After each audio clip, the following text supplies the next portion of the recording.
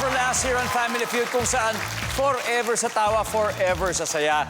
Kanina, nanalo ng 100,000 pesos ang Bali Manila. Ang goal nila ay makakuha ng total cash prize of 200,000. At siyempre, panalo din po ng 20,000 ang napili nilang charitable institution. Miss Lisa, ano pong napili ninyo? Ang Upskills Foundation. Okay, now it's time for Fast Money. Give me 20 seconds on the clock. Good luck mo. Bukod sa sardinas, anong pagkain ang karaniwang nakalagay sa lata? Go. Luncheon meat. Ilan ang kutsilyo sa bahay nyo? 3. Anong meron sa katawan mo ang mahaba? Kamay.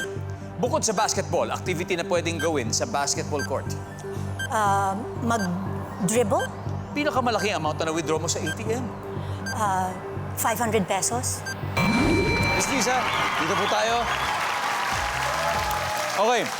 Bukod po sa sardinas, nabibili na nakalata ang sabi niyo luncheon meat. Ang sabi na survey dyan ay... Very good. Ilan ang kutsilyo sa bahay niyo? Sabi niyo 3. Sabi na survey. Wow! Oo, ha? Anong meron sa katawan mo mahaba? Kamay. Ang sabi na survey. Meron. Next one. Bukod sa basketball, activity na pwedeng gawin sa basketball court, dribbling. Survey?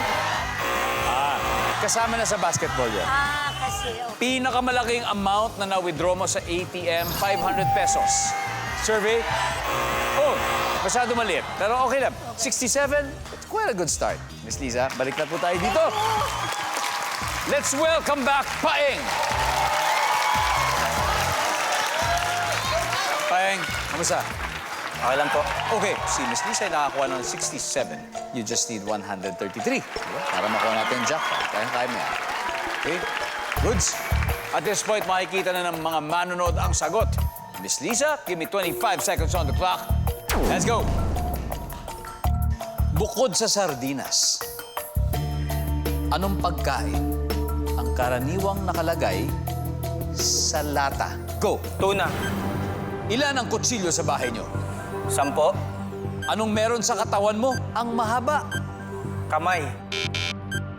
Mahaba? Legs. Legs. Bukod sa basketball, activity na pwedeng gawin sa basketball court. Volleyball. Pinakamalaking amount na na-withdraw mo sa ATM. 10K. Basic! Let's go, Paeng! Dito muna tayo. Pinakamalaki amount na na-withdraw mo sa ATM, sabi mo 10,000. Kasi yun ang may limit. Survey says, top answer.